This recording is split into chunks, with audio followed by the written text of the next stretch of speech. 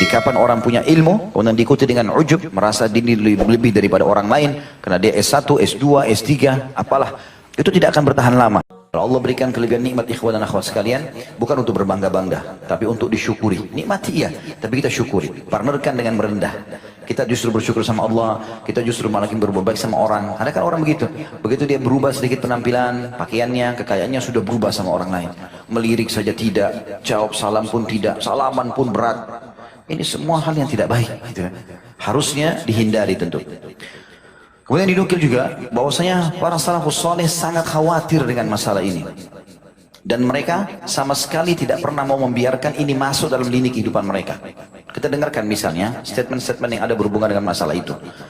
Pernah Umar radhiyallahu anhu mengucapkan sebuah statement. Beliau mengatakan, akhwafu ma akhafu alaikum an tuhliku fihi thalathu khilal.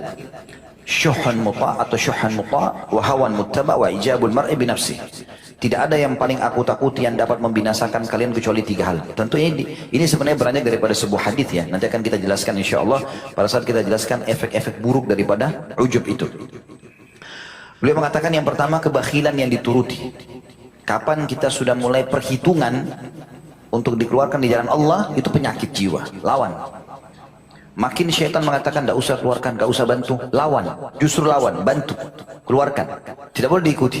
Seperti bisikan, tidak usah kamu sholat, lawan, tidak usah kamu wudu kalau mau tidur, lawan, harus dilawan, tidak bisa tidak. Kalau tidak berarti buku amal kita kosong dari amal. Kata kuncinya harus dilawan kalau itu. Kemudian yang kedua, hawa nafsu yang diikuti. Asli hawa nafsu yang haram, karena nafsu bisa saja kepada yang halal. Kalau nafsu yang halal maka boleh dilampiaskan, tapi kalau yang haram tidak boleh. Ya, perbuatan zina dan seterusnya yang lain-lain ini. Kemudian yang ketiga adalah seseorang yang takjub dengan dirinya sendiri. Boleh dia bangga dengan dirinya. Sekali lagi, kalau Allah berikan kelebihan apapun teman-teman, partnerkan dengan tawadhu. Makin bersyukur, makin merendah. Bukan malah makin berbangga-bangga. Ya. Kita lihat bagaimana riwayat yang disampaikan oleh Ibn Abdul Bar juga.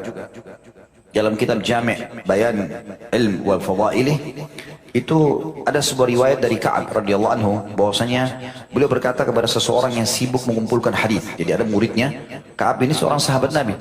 Ada muridnya selalu tulis hadis. Maka dia mengatakan kalimat, "Ittaqillah." Bertakwalah kamu kepada Allah. "Wardha bid-duni fil minal majlis."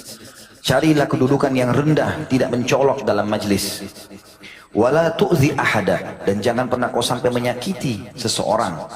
Fa innahu law mala'a ilmuka ma bainas sama'i wal ardi ma'al ujub, ketahuilah kalau kau sudah memiliki ilmu sampai memenuhi langit dan bumi, tapi kau ikutkan dengan ujub, berbangga dengan itu, mazadakallahu bihi illa safalan wa nuqsana, maka Allah hanya akan memberikan kepadamu kehinaan dan kekurangan.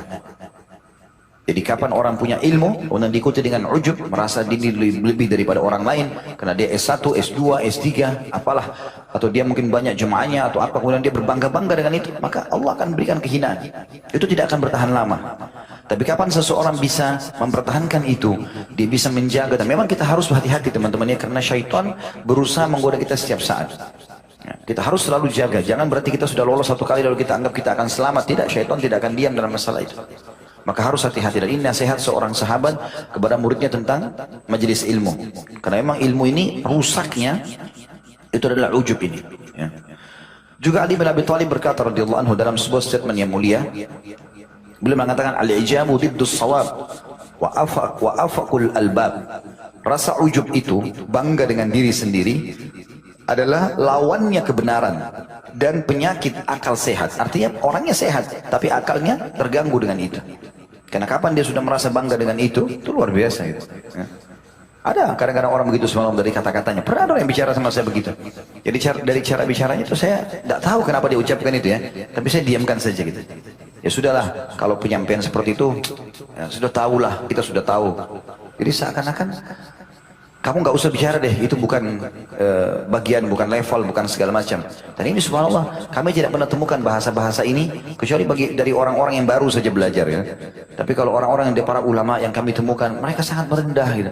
Bahkan saya temukan beberapa guru-guru kami, saya sering sebutkan namanya Dr. Saleh Suhaimi, saya setiap ke Madinah pasti mampir ke rumah beliau, dan setiap datang pasti dapat pelajaran. Duduk merendah, kalau tamunya ngomong didengarin, nanti orang bertanya baru dijelaskan gitu. Tak ada tuh ceritanya dia mau menunjukkan kebangga-banggaannya padahal namanya sudah mendunia gitu. Orang semua dengarkan fatwanya gitu. Tapi seperti itulah. Jadi kata Ali bin Abi Thalib, saya kembali tadi, rasa ujub atau bangga dengan diri sendiri adalah lawan dari kebenaran dan penyakit akal sehat. Aisyah berkata, radhiyallahu anha, ini contoh aplikasi di lapangannya. Labistu marratan dir'an jadida faja'altu anzuru ilai wa'ajaba bi atau wa'ajab bi. Suatu waktu saya pernah mengenakan mantel baru, kata Aisyah radhiyallahu anha, yang menyebabkan diriku senang memandangnya sehingga aku takjub dengannya. Aku mulai bangga dengan baju itu. Lantas ayahku Abu Bakar lewat lalu berkata radhiyallahu anhu, ama alimti annal abda idza dakhalahu al-'ujub bi zinati dunya makathu rabbuhu hatta yufarika tilka zina. Tidakkah kau sadar wahai Aisyah bahwasanya kalau ada seorang hamba disusupi perasaan ujub terhadap perhiasan dunia, mobilnya, tunggangannya, rumahnya, pakaiannya, penampilannya, maka Allah menjadi murka padanya hingga ia meninggalkan perhiasan tersebut. Maka kata Aisyah radhiyallahu anha, fanaza'tuhu fatasaddaqtu bihi.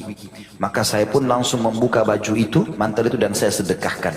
Kemudian Abu Bakar berkata setelah itu. Jadi Abu Bakar nunggu anaknya buat apa? Padahal ini istri Nabi SAW. Gitu kan? Tapi ayah bilang, saya terlalu mengatakan, asa zalika ayyukaffir anki. Aku sangat berharap mudah-mudahan perbuatanmu ini bisa membersihkan dosamu tadi. Kalimat Abu Bakar berarti menunjukkan bangga dengan baju saja tadi sudah cukup membuat dia berdosa. Karena Abu Bakar mengatakan, aku berharap ini justru menjadi pembersih dosamu tadi. Kemudian Aisyah pernah berkata setelah kejadian tersebut, itu dinukil oleh Abu Nuaim dalam Hilya Aulia jilid 1 halaman 37. Aisyah berkata juga anha, wa innal ujab law kana rajulan kana rajulu su. Ketahuilah, andai saja ujub itu berbangga diri diwujudkan dalam bentuk laki-laki, maka dia adalah laki-laki yang sangat jelek. Dan ini juga dinukil oleh Ibnu Wahab dalam kitab Jami' beliau. Juga disebutkan bahwasanya Abu Darda radhiyallahu anhu pernah membuat sebuah statement. Beliau mengatakan alamatul jahal thalath. Tanda kebodohan seseorang justru ada 3. Jadi bukan karena luasnya, bukan karena bodoh yang umumnya orang tahu, tapi beliau berbicara tentang orang justru yang punya ilmu dianggap bodoh karena 3 tanda. Beliau mengatakan al-ujub atau rasa bangga dengan diri sendiri.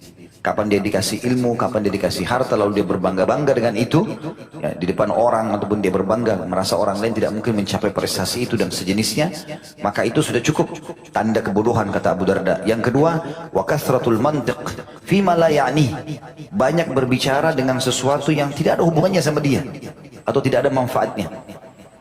Dan yang ketiga adalah wa an yanha an syai'in wa ya'ti, dia melarang sesuatu tapi justru dia mengerjakannya.